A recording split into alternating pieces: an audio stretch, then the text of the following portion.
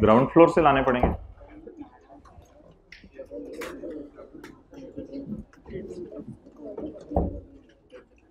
चलें भाई, अबू बकर शुरू कर दिया। माशाल्लाह। अच्छा जी, वो आपने सवाल उम्मीद है कर लिया होगा। क्वेश्चन नंबर 1, पेज नंबर 9 वाला कितने लोगों ने कर लिया है? ओह, खीर हो गया। अच्छा जी, बहरहाल आज आपको होमवर्क नहीं मिलेगा और कोई। Orange Limited is in the process of finalizing its financial statements for the year ended. अच्छा, today will be a very astonishing day for us. Page 330 पे आ जाएं, because today we will have a quick look of whole IAS 12. I hope you got the point. यार बत्तियाँ क्यों उधर बंद कर रहे हो? अच्छा, तो ऑरेंज लिमिटेड, चलें ठीक है, पेज तो निकालें, वो इंशाल्लाह सेटिंग कर रहे हैं। Page number 330, orange limited is in the process of, ये अभी ना एंड पे रख दो, मैं खुद ही इंशाल्लाह मान देंगे। The following information is gathered for preparing the disclosures related to taxation. जी, प्रॉफिट बिफोर टैक्स कितना है जी? 508।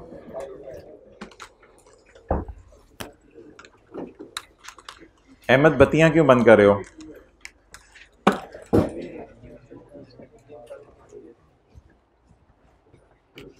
आपको पता है हम यहाँ पे करंट टैक्स निकालते होते हैं।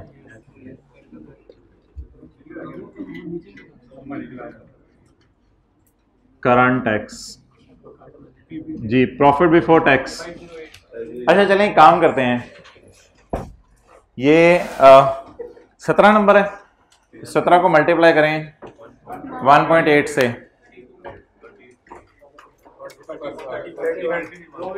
तीस मिनट, तो 31 मिनट में इंशाल्लाह हम कोशिश करते हैं क्लास खत्म हो जाए बगैर समझाए। मैं नोट ही कर रहा हूँ फिर साथ साथ। प्रॉफिट बिफोर टैक्स कितना है जी?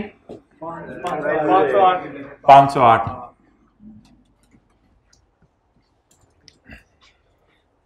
यार ये लाइटें ऑफ ज्यादा हो गई हैं, उधर उधर इशू आ रहा है, कोई मसला नहीं। अच्छा जी, accounting depreciation for the year exceeds the tax depreciation by 45।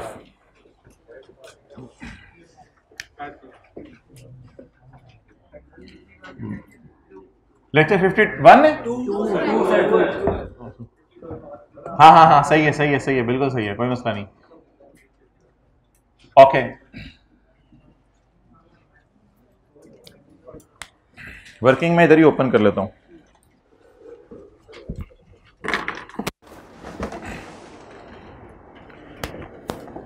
Accounting वालों का अकाउंट बनाएं और टैक्स वालों का अकाउंट बनाएं।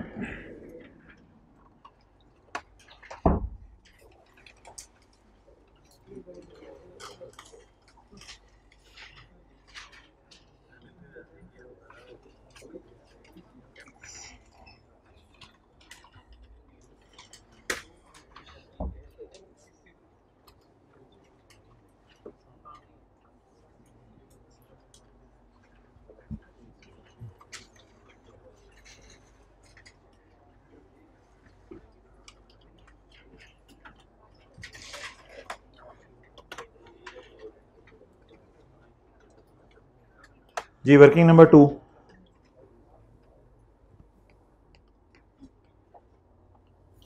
पीपी का अकाउंट किन रूल्स के मुताबिक? अकाउंटिंग रूल्स के मुताबिक। और पीपी का अकाउंट किन रूल्स के मुताबिक? टैक्स रूल्स के मुताबिक।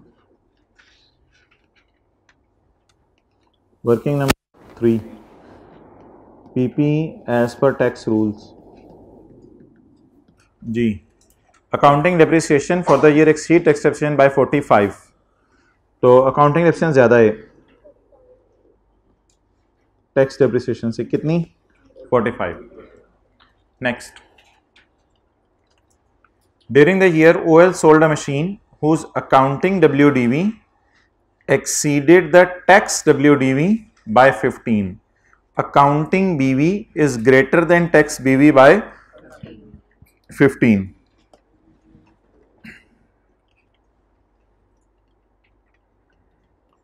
डिस्पोजल्स की book value,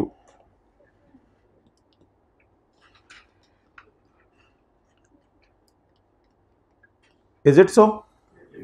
but please pass a journal entry. Disposal का अकाउंट अकाउंटिंग वालों का, और डिस्पोजल का अकाउंट टैक्स वालों का। जी, एसेट या पीपी, जो भी आप पीपी लिखना बेहतर होगा। और कितना आ गया? 0। ये रेट आपके पास अवेलेबल होगा। ओके, जल्दी नोट कर लें यहाँ तक।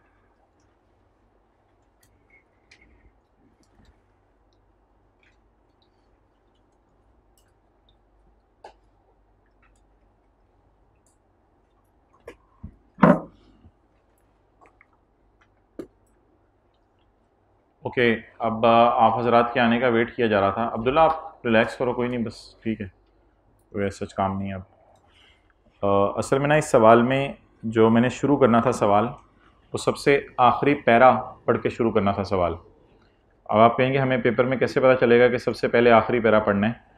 तो उसमें रीडिंग टाइम में ऑब्वियसली आप ये चीज़ आइडेंटिफाई कर लेंगे कि सवाल में ना आपकी एक तो रिक्वायरमेंट है DTL/A in respect of each temporary difference, और प्रिपेयर अ नोट फॉर 2018, और उसकी रिकॉन्सिलेशन भी बनानी है। तो 2018 का नोट बनाना है और DTL/A को आपने कैलकुलेट करना है। अच्छा, मज़े की बात यह है कि अगर आप इस एडजस्टमेंट को पकड़ लें तो बड़ा ही कमाल हो जाए। ये एडजस्टमेंट ज़रा पढ़ लें, वीडियो ज़रा पॉज कर दो 1 मिनट। ऑनलाइन वाले ऐसा करें, ऑनलाइन वाले भी ना इस एडजस्टमेंट को पढ़ के इससे जो समझ आ रहा है वो कर लें, और आप वीडियो पॉज कर दो, आपको मैं 5 मिनट दे रहा हूँ। इस एडजस्टमेंट से जो पढ़ के समझ आ रहा है वो एक दफ़ा करें। अच्छा जी, point 10, net deferred tax liability as on 1 July 17 arose on account of following. असल में वो आपको अगर मैं पॉइंट नंबर 9 को आपके सामने थोड़ी देर के लिए छुपा दूं तो वो DTL/A एज ऑन 30 जून 17 देर है। 30 जून 17 ना, हमारा तो 30 जून 18 का साल है, तो 1 जुलाई 17 का यही मतलब है। और एक मजे की बात सुने, इसमें CA मिसिंग है और TB मिसिंग है और डिफरेंस मिसिंग है, और ये रेट लगने के बाद टैक्स है, बल्कि ये टैक्स है एट द रेट ऑफ 30%। ये इसको कहते हैं लगी लगाई फिगर्स। ये उसने लगी लगाई फिगर्स आपको दे दी। अब आपका पहला सवाल मेरे से ये होगा कि हो सकता है ये डिफरेंस हो, आप कैसे कह रहे हैं ये टैक्स है? तो उसका जवाब मेरा ये है कि deferred tax liability as on, liability as on. आपको पता है इसको हम एंड पे नाम दिया करते थे, चल पुत्र डेफर्ड टैक्स के टी अकाउंट का कैरी डाउन, तो इट इज एज ऑन। तो जो पहली लाइन मैंने ऊपर येलो में हाईलाइट की है उसका मतलब ये है कि ये डेफर्ड टैक्स लायबिलिटी क्या है? As on. तो एज ऑन मींस कि ये ब्रॉड डाउन है आपका, तो ये डेफर्ड टैक्स के अकाउंट का ब्रॉड डाउन है। ओके, अब इनके कैरिंग अमाउंट मिसिंग है, इनके टैक्स बेस मिसिंग है, इनके डिफरेंस मिसिंग है। लेकिन मुझे बताएं, अगर मैं रिवर्स चलना चाहूं तो क्या मैं डिफरेंस निकाल सकता हूं? अगर डिफरेंस पे 30%, अगर डिफरेंस पे 30% लग कर टैक्स निकलता है तो टैक्स डिवाइडेड बाय 30 इंटू 100 करके डिफरेंस निकल आएगा। चलें जी, डिफरेंस निकालना शुरू करें, जल्दी करें। 34.5 डिवाइडेड बाय 30 मल्टीप्लाइड बाय 100। किताब पे निकालें, किताब पे निकालें। ये हमारी वर्किंग नंबर कौन सी बन रही है? 5। ये हमारी वर्किंग नंबर 6 बन रही है, किताब पे ही कर दें जी। 34.5। अच्छा, एक और चीज बता दें, एक और चीज बता दें आगे जाने से पहले, इसने इनके साथ DTL DTA नहीं लिखा, यार साइन के चक्करों में तो मैंने आपको ज्यादा कभी डाला नहीं कि साइन के चक्कर में पढ़ें। ऊपर लिखा हुआ है डेफर्ड टैक्स लायबिलिटी बची है, इसका मतलब है ये लायबिलिटी है तो ये पॉजिटिव बची है, तो इसका मतलब है पॉजिटिव के लिए हमारा शहजादा यूज कर रहे हैं DTL। इसका मतलब है ये पहला वाला भी पॉजिटिव, दूसरा वाला पॉजिटिव वाले ज्यादा है ना, तो ये फिर नेगेटिव साइन किसके लिए यूज कर रहा होगा, और उसने इसका क्या नाम रखा है, उसने नाम रखा है नेट डेफर्ड टैक्स लायबिलिटी। असल में ज्यादा लायबिलिटीज हो जाएं और कम एसेट हो तो रिजल्टेंट का जवाब बनता है नेट DTL। अगर ऊपर लिखा होता नेट DTA तो फिर ऐसी सूरत में एसेट ज्यादा पड़े होते, लायबिलिटीज कम पड़ी होती। ओके, अब डिफरेंस निकालें। 34.5 डिवाइडेड बाई 30 मल्टीप्लाइड बाई 100 100। अच्छा, इसका एक तरीका ये एक और भी होता है कि ऐसे ही अगर रिवर्स वर्किंग में बंदा कभी परेशान हो रहा हो ना, तो फिर 115 के ऊपर 30% लगा के देख ले, यही जवाब आ रहा है तो इसका मतलब है आपने 115 सही निकाला है। आप पकड़ें 5.4 डिवाइड बाई 30 मल्टीप्लाइड बाई 100 18 और 49 150।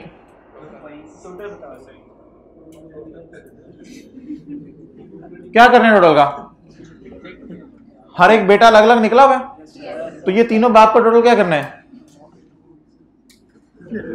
बाप बेटा को मिक्स कर दिया। अच्छा, समझ आ गई बात। अब मुझे बता दें कि बाप का नाम, और यार बाप का ये क्या है, एसेट है। अच्छा, एसेट में DTL रूल इसमें बनता है, जल्दी से बता दें। एसेट, अब ये पुठा चल रहा है तो फिर पुठा चलें। एसेट है हाँ, DTL है हाँ, तो DTL के बाप का नाम बता दें। एसेट के हमेशा ही बाप, एसेट और लायबिलिटी उससे कोई फर्क नहीं पड़ता। DTL के बाप का नाम TTD 115 TTD। अच्छा जी, DTL के बाप का नाम TTD और DTA के बाप का नाम DTD। क्लियर। अब आप थोड़ा सा सोच के ग्रेटर और लोअर के साइन लगा लें।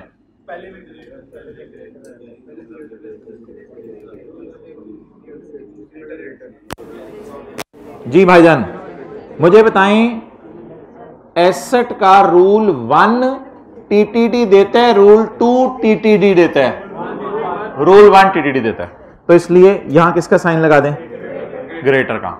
अच्छा, अगली बात बताएं, ट्रेडमार्क तो इंटेंजिबल है, इसका ये भी एसेट है, एसेट का रूल 1 TTD पैदा करता है या रूल 2 TTD पैदा करता है, इसका मतलब है ये भी ग्रेटर है। प्रोविजन फॉर वारंटी लायबिलिटी है, लायबिलिटी का रूल नंबर जो 3 है ओवरऑल, क्या वो पैदा करता है DTD, तो ये क्या हो गया, ग्रेटर। इसका मतलब है रूल भी याद करने। समझ आ गई बात की। ओके,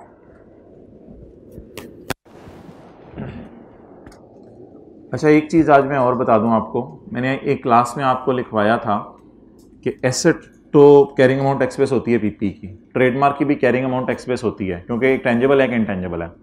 लेकिन मैंने आपको एक बात एक दफ़ा लिखवाई थी क्लास में कि प्रोविजन फॉर डाउटफुल डेट और प्रोविजन फॉर ग्रेचुटी और प्रोविजन फॉर वारंटी, ये अकाउंट एग्जिस्ट ही नहीं करते टैक्स वालों की नजर में, तो इनकी टैक्स बेस, क्या मैं बरमला कह सकता हूं कि कैरिंग अमाउंट इसकी 49 है? जी, इसकी कैरिंग अमाउंट 40। इसके अलावा मैं कुछ नहीं बता सकता। मैं कैरिंग अमाउंट और टैक्स बेस पीपी और ट्रेडमार्क की नहीं बता सकता, क्योंकि पीपी चीज एग्जिस्ट करती है टैक्स वालों की नजर में भी, और ट्रेडमार्क भी एग्जिस्ट करता है टैक्स वालों की नजर में। ये हमारी कौन सी वर्किंग होगी, वर्किंग 6। असल में वर्किंग में ही मैं इसे करूंगा, आप भी पेपर में वर्किंग में कीजिएगा, क्वेश्चन पेपर में ना कराइएगा। लेकिन जो डेफर्ड टैक्स लायबिलिटी उसने मांगी है, अलग से नहीं बताया कि 2007, 17, 18 दोनों की करनी है, तो बस 18 की हम कैलकुलेट कर देंगे बस। तो मेन जो वर्किंग होगी हमारी इंशाल्लाह 30 जून 2018 वाली, वो उधर ही करेंगे। अब असल में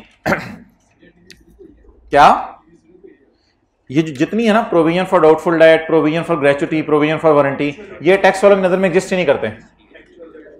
इस वजह से टैक्स बेस इनकी जीरो है। क्या टैक्स वाले एक बार याद रखिएगा, provision for gratuity, provision for warranty और प्रोविजन फॉर डाउटफुल डेट, इन सब के अंदर टैक्स वाले क्या कहते हैं कि आपने प्रोविजन फॉर ग्रेच्युटी और प्रोविजन फॉर वारंटी, इसमें टैक्स वाले कहते हैं जिस वक्त बंदा मोबाइल सही करवाने आए और आप कैश इनकर करें तब वारंटी का खर्चा बुक करें। ग्रेच्युटी में टैक्स वाले कहते हैं जब एम्प्लॉय रिटायर हो तब पेमेंट के वक्त खर्चा बुक करें, और बैड डेट में कहते हैं जब एक्चुअली रिटर्न ऑफ हो। इसलिए एक दिन मैंने लिखवा दिया था provision for warranty, provision for gratuity और provision for doubtful debt, all have a tax base of 0 forever and there is no exception on this. ये ना उस तरह के एक्सपेंसेस नहीं है, रेंटल इनकम, इंटरेस्ट इनकम, खर्चे के जिनमें सोचें कैश जैक रूल है। ये पेट रूल है 3, प्रोविजन फॉर डाउटफुल डेट और कुछ और भी पेट रूल है। आरओयू और लीज लायबिलिटी के टैक्स बेस भी हमेशा 0 है, उसमें कोई एक्सेप्शन नहीं है, और इधर भी टैक्स बेस हमेशा 0 है। डन, ओके चलें जी। अब एक बात मैं आपसे पूछने लगा हूं, क्योंकि मेरे ना इन अकाउंट के बीडीज मिसिंग है, इन अकाउंट के बीडीज मिसिंग है। ना ना ना ना ना 0 कैसे हो सकते हैं यार, हद होगी। 0 पहला साल है बिजनेस का जो 0 ले रहे हैं। एक फिक्रा मैं बोलने लगा हूं, carrying amount of PPE at start of year exceeds the tax WDV by 115। क्या ये फिक्रा सही है? अगर ये फिक्रा सही है तो ये फिक्रा मैं सवाल का हिस्सा बनाने लगा हूं अपने समझने के लिए, ये सवाल का हिस्सा बनाने लगा हूं। एक सवाल की एडजस्टमेंट नंबर 1, 2, 3 और एडजस्टमेंट नंबर 0 जी, -1 भी इंशाल्लाह डाल देंगे, कोई मसला नहीं जी। अब आप मुझे बता दें क्या फिक्रा बना। On 1 July 17 WDV of PPE exceed tax base by ₹115 million. तो ये मैंने नीचे से रिवर्स वर्किंग करके निकाला है, नोट कर लें। ये एडजस्टमेंट भी अब मुझे ऐसा फील हो रहा है कि किसका पार्ट है, सवाल का पार्ट है, तो कुर्बानी करने का फायदा हो गया आपको। ओके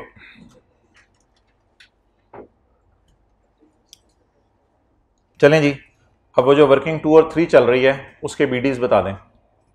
वर्किंग 2 और 3 चल रही है उसके बीडीज बता दें। 115 और 0, गुड, वेल डन, एक्सीलेंट।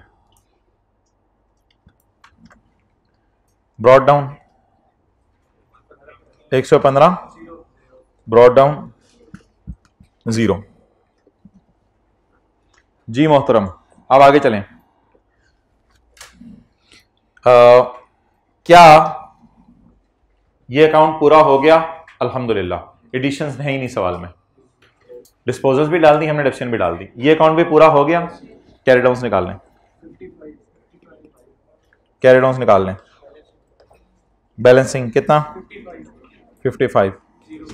मैं इसके सोल्यूशन पे नजर मार रहा था घर में, तो मुझे अंदाजा हुआ कि गलती से मैंने ब्रॉड डाउन एज्यूम कर लिया, हालांकि ब्रॉड डाउन एज्यूम करने की जरूरत ही नहीं। मैंने कहा था ब्रॉड डाउन में कुछ अजम्पशंस वगैरह तब लें कि 1000 रुपये है या 2000 रुपये है जब कैरी डाउन्स नेगेटिव आ रहे हों। अभी कैरी डाउन्स नेगेटिव आ रहे हैं, अल्लाह का शुक्र है कैरी डाउन्स पॉजिटिव ही चल रहे हैं हमारे, तो जब कैरी डाउन पॉजिटिव चल रहे हैं तो लेट देम चल, कोई मसला ही नहीं, कोई अजम्पशन लेने की जरूरत नहीं। इसका कैरी डाउन बोले 0 हो गया, डन। अगली बात बताएं, डिस्पोजल में 2 चीजें मिसिंग है, कैश भी मिसिंग है और गेन या लॉस भी मिसिंग है। अब क्या करें भाईजान? कैश में तो इख्तलाफ होता ही नहीं अकाउंटिंग और टैक्स वालों में। अकाउंटिंग वाले भी कहेंगे 50 रुपए का बिका, टैक्स वाले भी कहेंगे 50 का बिका। इख्तलाफ तो गेन लॉस में आता है, तो इसलिए टैक्स में इख्तलाफ होता नहीं। तो अब कैश रिसीव में इख्तलाफ होता नहीं। अब या तो कैश एज्यूम कर लें, 5 रुपए करने 5 रुपए कर लें, 1 रुपए करने 1 रुपए कर लें, 100 रुपए करने 100 रुपए कर लें, इट्स अप टू यू। लेकिन मैंने आपको सजेस्ट किया कि assumptions की तरफ ना जाएं, हमारा वैसे ही गुजारा चल जाएगा। मैं एज्यूम करता हूं इसको भी बेच के 0 रुपए आए, इसको भी बेच के कितने रुपए आए? 0 रुपए आए। आपने 12 रुपए एज्यूम करने 12 कर लें, जो मर्जी करें, उससे कोई फर्क नहीं पड़ेगा। अब बता दें अकाउंट टैली हो रहा है? बिल्कुल हो रहा है। तो इधर निकालें, लॉस आ गया कितना? 15 का, और इधर यार बबलू कहते गेन आ गया। ओके, ब्रॉड डाउन मैंने 115 लिया कैसे वो देख लो। मुझे ये बताएं कि साल के एंड पे आमतौर पे अकाउंटिंग और टैक्स वालों में पीपी में इख्तलाफ होता है, तो क्या साल के शुरू में भी होता है? बिल्कुल होता है। सवाल में बताया नहीं हुआ था ओपनिंग बैलेंस कितने हैं, सवाल बड़ा तेज था। डेप्रिसिएशन वगैरह बता दी, डिस्पोजल्स वगैरह बता दी, ओपनिंग के बारे में इंफॉर्मेशन मिसिंग की। जब मैं नीचे गया तो नीचे जाके मुझे पता चला, नीचे जाके तो सब कुछ पता चल जाएगा इंशाल्लाह। जब मैं नीचे गया तो नीचे जाके मुझे पता चला कि DTL है जो PPE की वजह से अरोज हुआ है। ये बेटा क्यों पैदा हुआ है? क्योंकि ये इधर PPE था। तो हमने इससे पूछा तेरा बाप, इसने कहा TTD।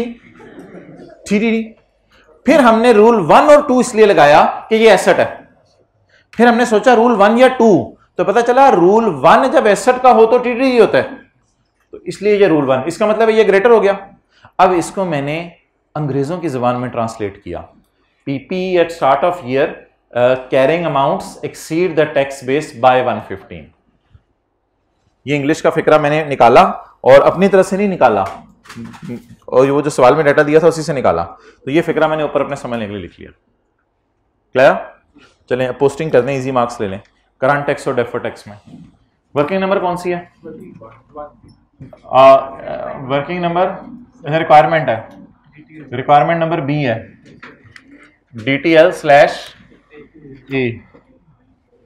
As on DTL/A as on 30 जून 18।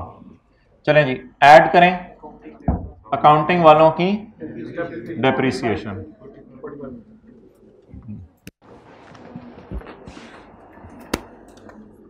अकाउंटिंग एक्सेप्शन 45 ऐड करें, टैक्स एक्सेप्शन 0 लेस करें।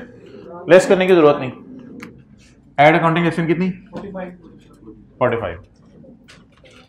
अकाउंटिंग वालों का लॉस उल्टाएं और टैक्स वालों का लॉस माइनस करें।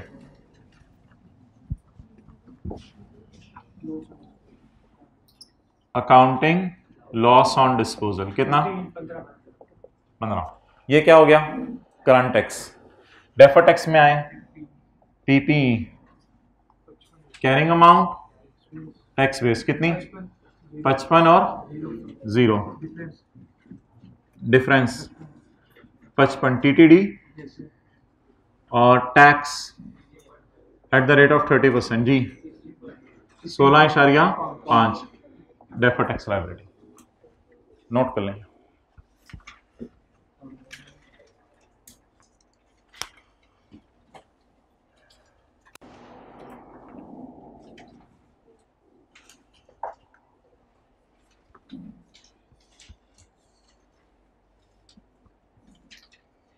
उधर से हजरात इधर आना चाह रहे हैं तो इजाजत है।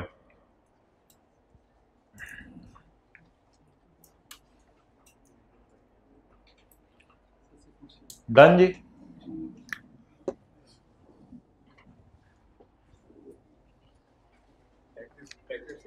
अच्छा कोई हजरत भी हिम्मत नहीं कर रहे इसलिए हजरात उधर ही हैं। हाँ क्या कह रहे हो?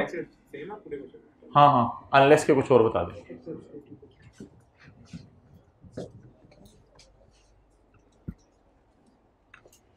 अच्छा जी ये वाली वर्किंग देख लें किसी ने नहीं की हुई तो यार सही तरह ले इस बात को रोका ना करो।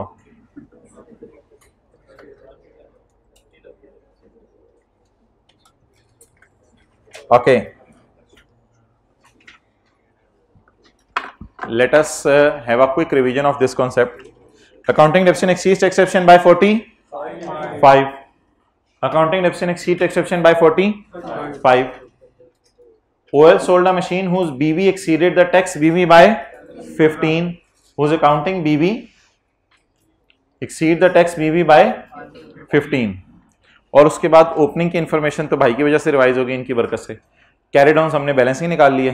कैश 10 रुपए ज्यूम कर लें, 2 रुपए कर लें, 3 रुपए कर लें, सिफर कर लें, कोई मसला नहीं। सिफर का मतलब है स्क्रैप कर दिया एसेट, तो यहाँ पे भी लॉस आ गया, यहाँ पे तो कुछ भी नहीं है, न्यूट्रल। अच्छा पॉइंट 4 पढ़ लें। अच्छा उस क्लास से किसने नहीं हिम्मत की, जबरदस्त यार। OL carries trademark of 90 million. OL ने कैरी किया ट्रेडमार्क कितने का? 90 मिलियन का। हैविंग इनडेफिनेट यूजफुल लाइफ, जिसकी कितनी लाइफ है? Indefinite useful life. अच्छा ये क्या चक्कर है, क्या अकाउंटिंग वालों की नजर में इनडेफिनेट लाइफ होती है चीजों की? जी इंटेंजिबल्स में हमने पढ़ा था इनडेफिनेट लाइफ होती है। OL carries a trademark of 90 million having indefinite life which was acquired on 1 जुलाई 15। हम 30/18 पे खड़े हैं, तो विच वॉज एक्वायर्ड ऑन 1 जुलाई 15। 1 जुलाई 15 का क्या मतलब है? 1 जुलाई 15, 30/16, 30/17, 30/18। हमारे साल के शुरू में ये 2 साल का था। हमने तो बायोलॉजिकल एसेट्स भी पढ़े हुए हैं, जल्दी जल्दी समझ आती हैं चीजें। हमारे साल के शुरू में इसे खरीदे हुए 2 साल हो गए थे और हमारे साल के एंड पे खरीदे हुए इसे 3 साल हो गए थे। क्लियर? अच्छा, आप मुझे ये बता दें, अकाउंटिंग वालों की नजर में तो ये लैंड टाइप चीज है, क्योंकि ये अमोर्टाइज नहीं हो रही। हाँ, इंपेयर हो सकती थी लेकिन नहीं हो रही। अब आप मुझे बता दें कि टी अकाउंट बनाने की जरूरत नहीं है, ऐसे ही स्टेटमेंट फॉर्म में बना देता हूं। 1 जुलाई 15, ये क्या तारीख होगी? 30/16, ये 30/17, ये 30/18, ये 1 जुलाई 15। कितने का खरीदा? 90 का। अकाउंटिंग वालों की नजर में कितने का खरीदा जी? 90 का।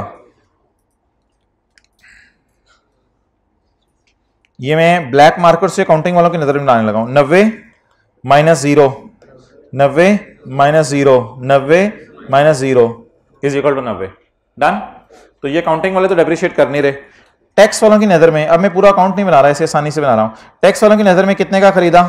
90 का। लाइफ स्ट्रेट लाइन पे -9 81। WDV नहीं, नहीं नहीं, WDV नहीं। -9 72, -9 63। भाईजान, अगर जिंदगी के किसी मोड़ पर आपने करंट और डेफर्ड टैक्स की वर्किंग करनी है तो सिर्फ ये जहन में रखें, अकाउंटिंग डेप्रिसिएशन उल्टा दें, टैक्स सेक्शन माइनस कर दें, ये कैरिंग अमाउंट है और ये टैक्स बेस है। यही होता है ना, और क्या होता है? अकाउंटिंग डेप्रिसिएशन उल्टाएं, टैक्स सेक्शन माइनस करें। ये करें, अकाउंटिंग डेप्रिसिएशन उल्टाएं और टैक्स सेक्शन क्या करें? माइनस करें। इजी सी एडजस्टमेंट थी ये तो। नोट करने का टाइम देता हूं मैं, सबर जरा। इधर इधर देखें क्या है? ट्रेड मार्क, और इधर भी पहले अकाउंटिंग अमोर्टाइजेशन उल्टाएं। कोई जरूरत ही नहीं यार, ऐसे टाइम जाया होगा। अकाउंटिंग अमोर्टाइजेशन उल्टाएं, करना है तो कर लें जाया। अकाउंटिंग अमोर्टाइजेशन उल्टाएं और क्या माइनस करें? Tax amortisation. ट्राई करें जरा बोलने की, टैक्स अमोर्टाइजेशन। ठीक है, ये मसला कब से है? कितना आया? 9। कैरिंग अमाउंट बोले, लैंड टाइप चीज है ना, डेप्रिशिएट होनी रही। 63। अच्छा सर, होला हाथ। ये वर्किंग करनी है तो इसका मैं वर्किंग का नाम दे देता हूं। Working number 7।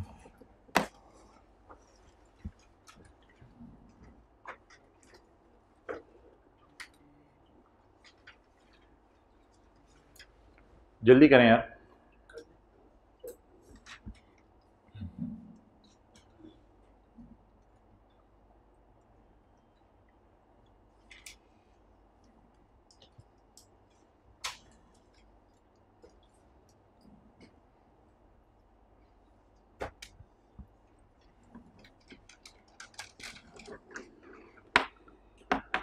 मजे की बात बताएं, मजे की बात।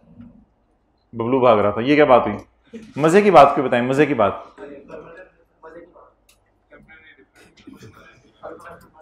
नहीं नहीं, ये टेम्परेरी डिफरेंस होता है। इस पे अगर बात करनी है तो क्लास के एंड पे टाइम बचा तो मैं बता दूंगा, वरना अगली क्लास में बता दूंगा।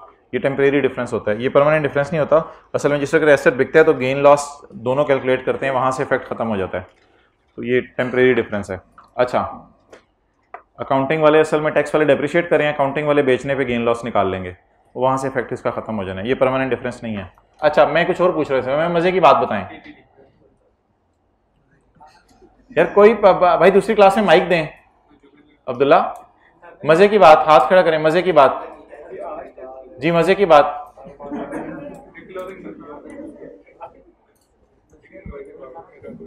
ओपनिंग बीवी कितनी है? 90। Opening tax base 72। तो हमारा डिफरेंस भी तो 18 का ही आ रहा है ना ओपनिंग। तो अब हम कह रहे हैं ये मजे की बात थी। तो 90 और 70 ये आप यहां लिख सकते हैं। पीपीई का डेटा स्टिल अवेलेबल नहीं है, लेकिन ये 9072 देख के लिख लें। 18 का डिफरेंस उसने जानबूझ के नहीं निकाला हुआ था, बड़े उसने तरीके से निकाल के यहां लिखा हुआ है। तो ये चेक हो सकता है, लेकिन मेरे ख्याल से चेक करने की जरूरत नहीं, क्योंकि सवाल में ऊपर इतना डाटा अवेलेबल है कि हमारा गुजारा वैसे ही चल रहा है। लेकिन अगर आपको शौक है पूरा करने का तो पूरा करें।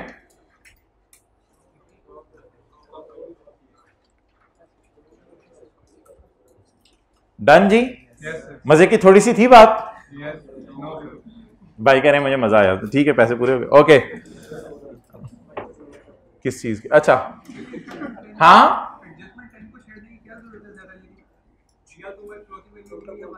एडजस्टमेंट 10 को इसलिए छेड़ने की जरूरत है, एडजस्टमेंट 10 को इसलिए छेड़ने की जरूरत है कि एडजस्टमेंट 10 को ना छेड़ेंगे तो पीपीई का ब्रॉड डाउन नहीं निकलेगा, उसके एतबार से जरूरी है।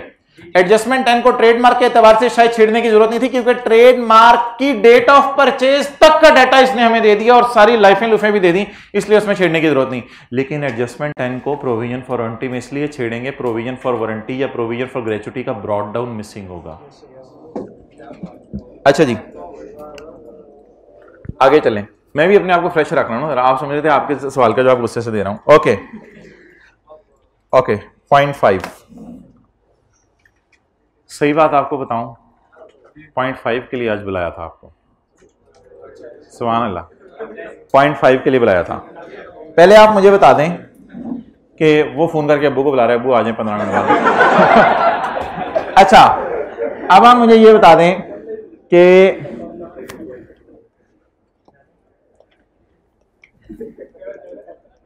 प्रोविजन फॉर वारंटी या प्रोविजन फॉर ग्रेचुटी, ये एक ही नेचर के अकाउंट हैं। इनमें बीडी आते हैं, खर्चा आते हैं, कैश आते हैं, कैरिड ऑन आता है। डन। मिसाल के तौर पे आपका अंदाजा था साल के शुरू, भाई थोड़ी टेंशन चाहिए, आपका अंदाजा था साल के शुरू में कि 100 रुपए के मोबाइल मेरी दुकान पे रिपेयर के लिए आ जाएंगे। अभी वो आए नहीं कि आपने और बेच दिए, उसमें से भी आपका ख्याल है कि शायद 30 रिपेयर के लिए आ जाएं, और इन 130 के बदले सिर्फ अभी 70 रुपए का लोग मोबाइल सही कराने आए, जिनको आपने फिजिकली उनके मोबाइलों के अंदर कोई ना कोई चीजें कंपोनेंट्स डाल के दी। अब क्या अंदाजा है कि स्टिल कितने लोग आ सकते हैं? कितने? 60। स्टिल 60 के लोग आ सकते हैं। क्लियर हो गया? क्या आपको ये वैसे ही एक बात कर रहा हूं, क्या आपको ये क्रेडिटर टाइप अकाउंट नहीं लग रहा? ऐसे क्रेडिटर में भी तो ऐसे ही होता है ना, ब्रॉड डाउन परचेजेस, कैश और कैरी डाउन, ऐसे ही एक बात कर रहा था, क्रेडिटर टाइप अकाउंट। अच्छा, यहां पे बात मेरी खत्म होगी। Provision for gratuity account is just like provision for warranty, 100% दोनों सेम अकाउंट है। क्रेडिटर अकाउंट की एक बात आपको मैं बता दूं, एक बार याद रखिएगा, डेटर गम देता है और क्रेडिटर कभी कभी खुशी भी दे जाता है। क्रेडिटर कैसे खुशी देता है? 100 रुपए थे, 100 रुपए थे, आप क्रेडिटर को पेमेंट करने गए, क्रेडिटर ने कहा ओ इतनी जल्दी, मैंने तुम्हें 9 बजे चीज बेची, तुम 9:15 में पैसे लेके आ गए। यार अखीर है बबलू, ऐसा कर, सिर्फ 99 दे, रिलैक्स कर, सिर्फ 99 दे। यार छा गया तू, इतनी जल्दी किसी ने मुझे घर वालों ने कभी इतनी जल्दी पैसे नहीं दिए जितनी जल्दी तू पैसे देके चला गया। यार आई रियली अप्रिशिएट यू। जा तुझे 1 रुपया छोड़ा, एक लेयर खा, जा तुझे 1 रुपया छोड़ा, आधी आधी आधी आधी 2 बंदे। अच्छा तो बोलें जी क्या एंट्री आएगी? खर्चा बुक करूं, इनकम बुक करूं? नहीं, क्रेडिटर को मैं पैसे देने गया 100 रुपए, मैं है ना क्रेडिटर को, तो मैं पैसे देने जाऊं, मेरी लाइबिलिटी कितनी थी ओपनिंग? 100। चलिए इस तरह समझे, 100 रुपए वाले को मैंने 99 दिए। मेरी बात सुने, आंखें क्लोज करें और फील करें, 100 रुपए वाले को मैंने 99 दिए,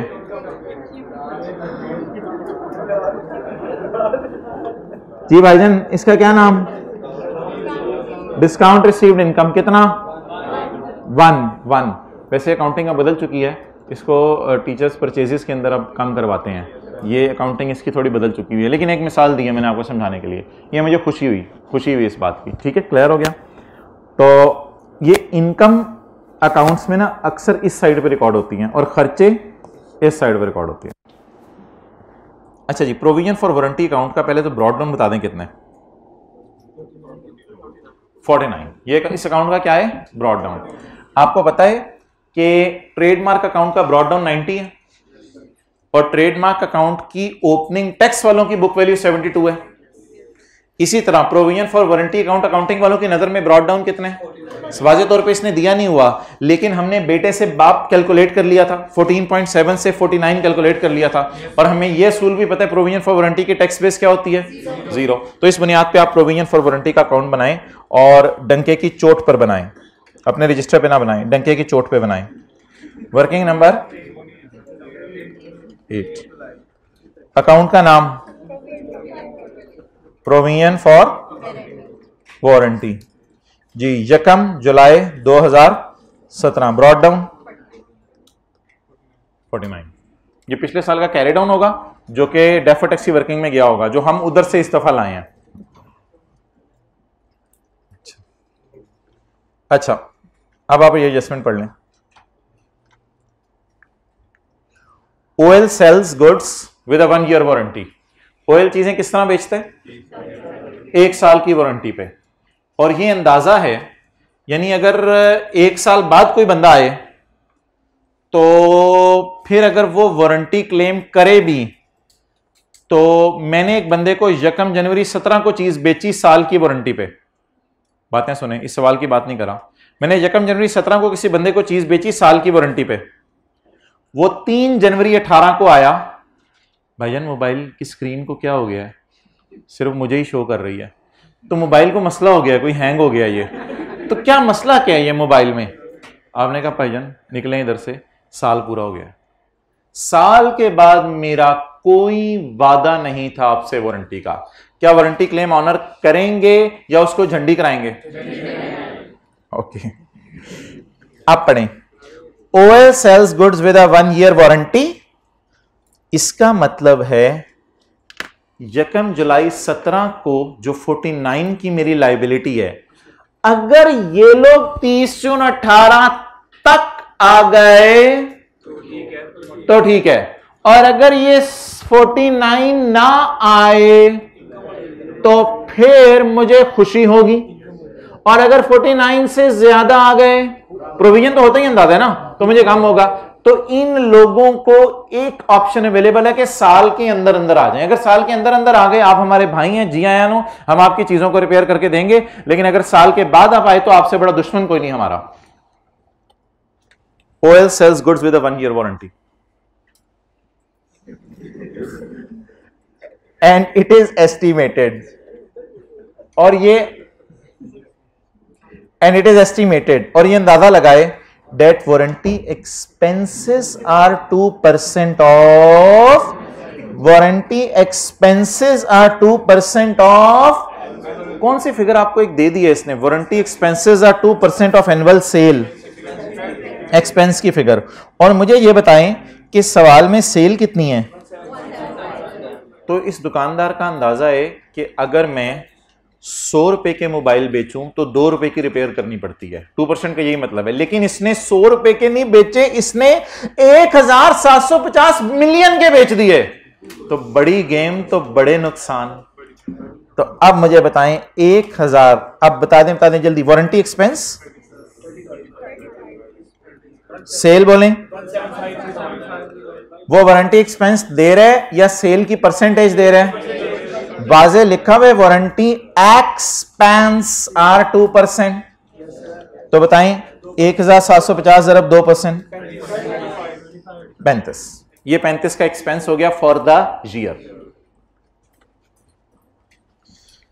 actual payments, actual payments done, actual payments, actual payments during the year related to warranty claims were 54।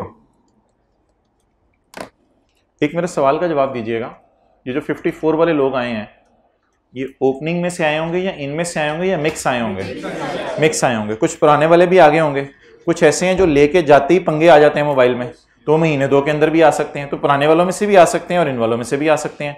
जैसे कोई भी अकाउंट में मिसाल दे दूं, ऐसी एक मजे की बात, डेटर है ब्रॉड डाउन रशीद से 10 रुपए, सेल की बशीर को, और फिर सेल की चीमे को 11 रुपए और 12 रुपए कैश दे गया चीमा। तो जरूरी है ब्रॉड डाउन में से आए? ब्रॉड डाउन भी आ सकते, हो सकते चीमे के साथ रशीद भी आ जाता। चीमा कीमा मिक्स 10 12 जमा 10 22 ऐसे मिसाल दे रहा हूं। कैरी डाउन निकल आया बशीर। तो क्या ब्रॉड डाउन वाले पैसे देके जाते हैं, सेल वाले पैसे देके जाते हैं, या दोनों देके जा सकते हैं? कोई रोकने वाला नहीं है, कोई रोकने वाला नहीं है। उस क्लास में मुस्कुरा दें, हम आगे चलते हैं फिर।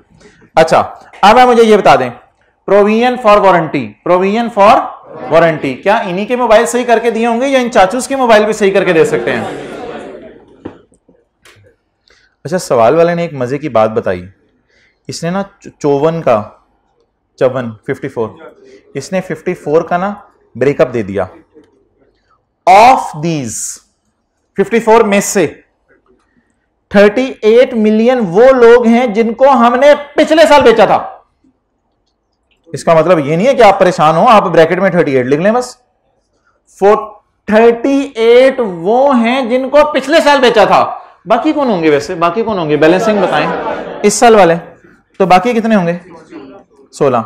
मुझे ये फील हो रहा है कि इस 49 में से 38 आए हैं, और ये फील मुझे नहीं हो रहा, ये क्लास में बैठे हुए हर एक को हो रहा है, बोल नहीं रहा बस वो। और 35 में से कितने आए हैं? 16 आए हैं। नोट कर लें और सवाल को एक दफा दोबारा पढ़ लें। मैं जरा उस क्लास वालों से मिला हूं, नोट कर लें। सवाल को एक दफा दोबारा पढ़ें, 1 से 2 दफा।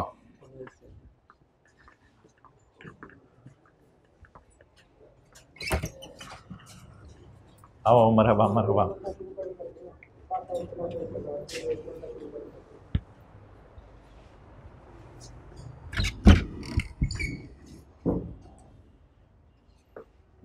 खुशबाश है सारे या चाय पानी? खुशबाश है।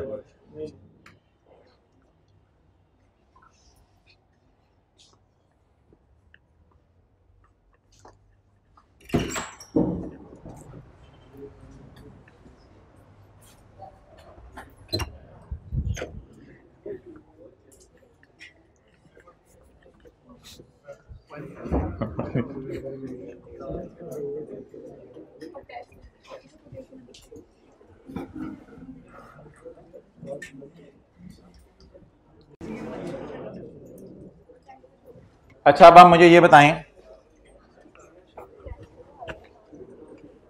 कि 35 में से 16 आ गए हैं, बाकी आ जाएंगे इंशाल्लाह, अगले साल भी आ सकते हैं, कोई मसला नहीं। ठीक है, 35 में से 16 आ गए हैं, बाकी आ जाएंगे, कोई मसला नहीं। 49 पिछले साल वालों में से कितने आए हैं? 38। अब 49 जो पिछले वालों में से थे वो 38 आ गए हैं। अब बाकी अगर आएंगे भी तो हम उन्हें क्या कहेंगे? भाईजान आपका साल पूरा हो गया, आपको हमने जो मोबाइल बेचा था उसको साल हो गया है, इसलिए अब आप वारंटी क्लेम ऑनर। अब इस डेटे से एक फिगर खींच के निकालनी है आपने, इस डेटे से एक फिगर खींच के निकालनी है। वो ये निकालनी है कि किधर क्रेडिटर अकाउंट बनाया था, मिटा दिया? हाँ मिटा दिया। वो ये बनाई थी कि 49 वाली लायबिलिटी 38 की रिपेयर करके खत्म हो गई। आप बता दें कितने रुपए के लिए उन लोगों को हम लायबल फील ना करें? 11 रुपए के लिए।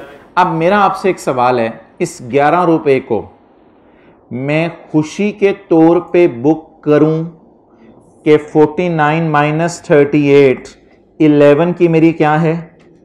इनकम। सर इनकम क्यों? यार इधर खर्चे हैं तो इधर इनकम रिकॉर्ड करने दें, कोई मसला नहीं।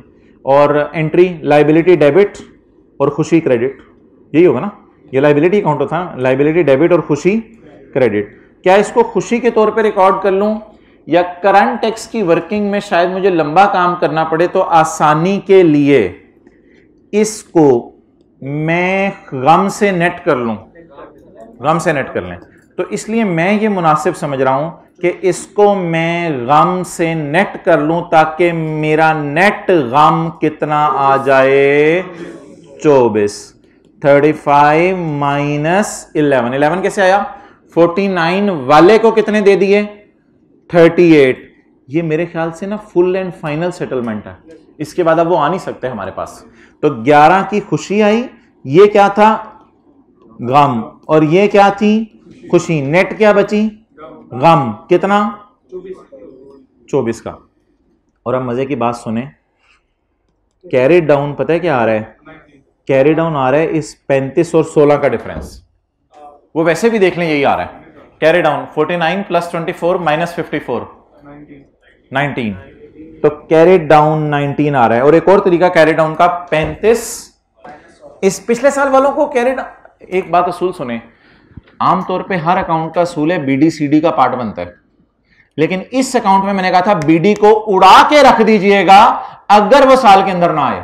तो बीडी कितना था 49, ये बीडी कभी सीडी में नहीं जा सकता। क्यों नहीं सीडी में जा सकता, because we are feeling liable for only BD के अगेंस्ट पेमेंट्स 38, बीडी के अगेंस्ट पेमेंट्स, बाकी कितनी पेमेंट्स अभी करनी थी लेकिन वो अब करनी क्यों नहीं, तो उसको खुशी में डाल दिया। जब उसको खुशी में डाल दिया तो पीछे क्या रह गया, इसी साल वाले लोग रह गए ना। अब इस साल वाले लोग कब आएंगे, वो अगले साल आ सकते हैं, वो अगले साल आ सकते हैं। एक छोटी सी बात करके मैं बात क्लोज करने लगा हूं, एक छोटी सी बात करके, इससे पहले कि आप आगे चलें। अगले साल क्या हुआ, बीडी आया 90, बीडी आया, और इस 90 वालों को हमने मोबाइल रिपेयर करके दिए 21 के। ये 21 सिर्फ इस 19 वालों का है। हमने कितने के मोबाइल रिपेयर करके दिए 21 के। अब आप बता दें 19 वालों को अगर 21 सही करके दिए तो अब ये बाद में तो आ नहीं सकते क्योंकि साल खत्म हो गया, तो क्या 2 रुपए का फर्दर गम रिकॉर्ड करें या इधर मुझे खुशी हुई है। अब इस साल की कोई अपनी भी सेल होगी उस पर इंशाल्लाह 2% लगा देंगे, वो अगले साल की सेल मुझे अवेलेबल नहीं है। जमा क्या करेंगे 2, 19 जमा 2 इज इक्वल टू 21 मैच करके, समझ आ गई बात की। तो इट डिपेंड्स कि खुशी आ रही है या गम आ रहा है। अंदाजा कितना था साल के एंड पे 19, बिल फर्ज इसके अगेंस्ट कितने आए 21, तो फर्दर गम रिकॉर्ड करें। गम रिकॉर्ड करने के लिए कौन सी साइड, लेकिन एक्सपेंसेस में एक अपना सेल का भी तो 2% आता है ना, जो उस साल का होना है, उसमें फिर जमा करेंगे कितना 2, डन।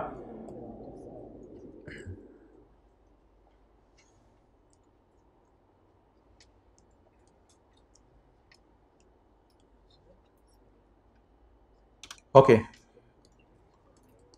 वर्किंग नंबर 8 दोबारा कर रहा हूं मैं, क्या था अकाउंट का नाम, प्रोविजन फॉर वारंटी। जी भाईजान, अकाउंट का बैलेंस 49, ये मुझे कैसे पता चला ब्रॉड डाउन है। सवाल बड़ा तेज था, सवाल ने इसके बेटे का नाम दिया हुआ था, बेटे का नाम भी दिया हुआ था और बेटे की अमाउंट भी दी हुई थी। हमने बेटे से बाप निकाला, लेकिन मजे की बात यह है कि बाप 2 चीजों का डिफरेंस होता है, कैरिंग अमाउंट और टैक्स बेस। तो हमें टैक्स बेस पता है कि इनकी हमेशा 0 होती है, तो वहां से जो डिफरेंस था वही सीए था। तो इसका मतलब है ये कैरिंग अमाउंट थी, किताबों में इतने पे कैरी हो रहा था, तो ये मेरा ब्रॉड डाउन बन गया, ये मेरा ब्रॉड डाउन बन गया। तो सबसे पहले एज अ स्टेप 1 बताएं, 1 जुलाई 17, बीडी बीडी बीडी 49। अब सवाल को ना तसल्ली से मेरे साथ पढ़ना है। इस साल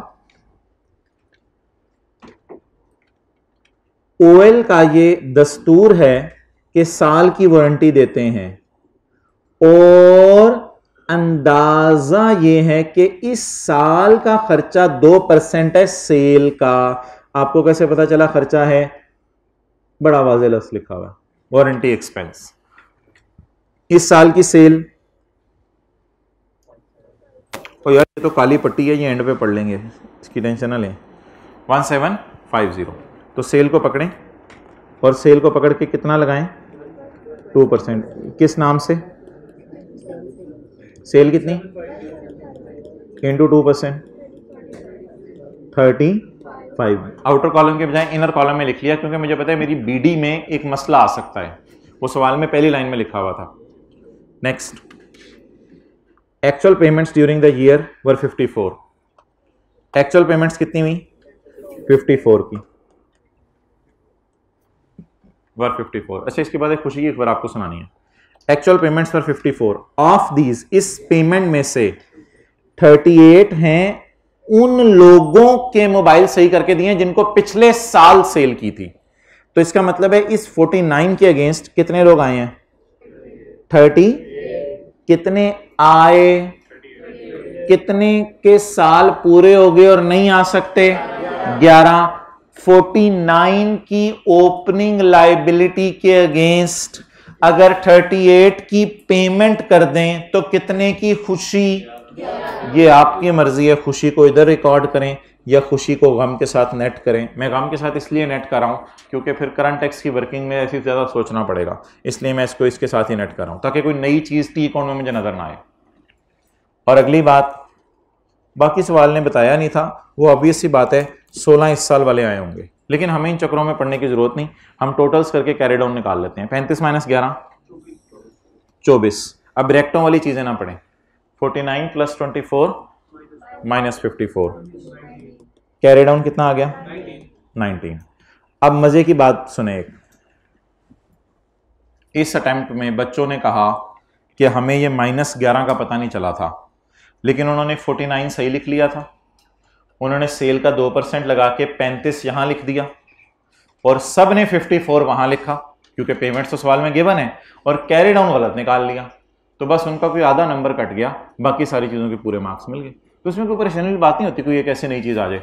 अब मुझे बता दें खर्चे में अकाउंटिंग वालों ने कितना डाला है? 24। जरा देखते हैं टैक्स वाले क्या कहते हैं। ये नहीं भी कहेंगे तो यही बात होगी हमेशा, under tax law these expenses are allowed on payment basis. क्या उल्टाना है? 24 जो काम प्रोविजन फॉर ग्रेच्युटी के अकाउंट में करते थे, और क्या रिकॉर्ड करना है? 54। और टैक्स बेस कितनी होगी? सॉरी, कैरिंग अमाउंट 19 और टैक्स बेस 0। ये कैरी डाउन अगले साल का क्या बन जाएगा? ब्रॉड डाउन बन जाएगा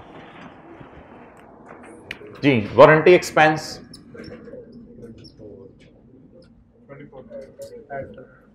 24 और वारंटी पेड 54। अच्छा जी, प्रोविजन फॉर वारंटी इधर देखें, एक और मजा आएगा आपको। यही तीनों चीजें बीडी में नीचे गिवन थी, यही तीनों चीजें गिवन थी ना, तो ये चीजें सीडी में भी आ रही हैं। अब बता दें अकाउंट का कैरी डाउन बैलेंस कितना है? 19। ये कैरी डाउन है, ये अगले साल का क्या बनेगा? ये कैरी डाउन है, ओहो ऊपर देखें, ये कैरी डाउन है, ये अगले साल का क्या बनेगा? इसीलिए मैं आपको कह रहा था कि ये वाली जो फिगर होती है ये ब्रॉड डाउन है। जिनको थोड़ा सा जेहन में आ रहा था ना ये 49 ब्रॉड डाउन कैसे है, वो यहां से देख लें, ये कैरी डाउन है ना, तो ये अगले का ब्रॉड डाउन बन जाएगा, तो पिछले का कैरी डाउन वो बोला था।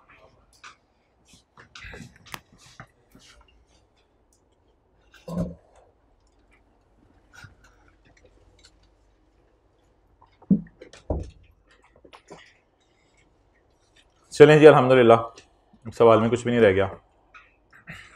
ये एडजस्टमेंट हमने वो एडवर्टाइजमेंट वाली की हुई थी एक, ये एडजस्टमेंट एक्रूवल्स वाली है, ये एडजस्टमेंट कमीशन और डिविडेंड वाली कल की है पिछली क्लास में, कैश डोनेशन नॉट अलाउड है, और नीचे को रेंटल इनकम है। करें 10-12 मिनट में सवाल खत्म।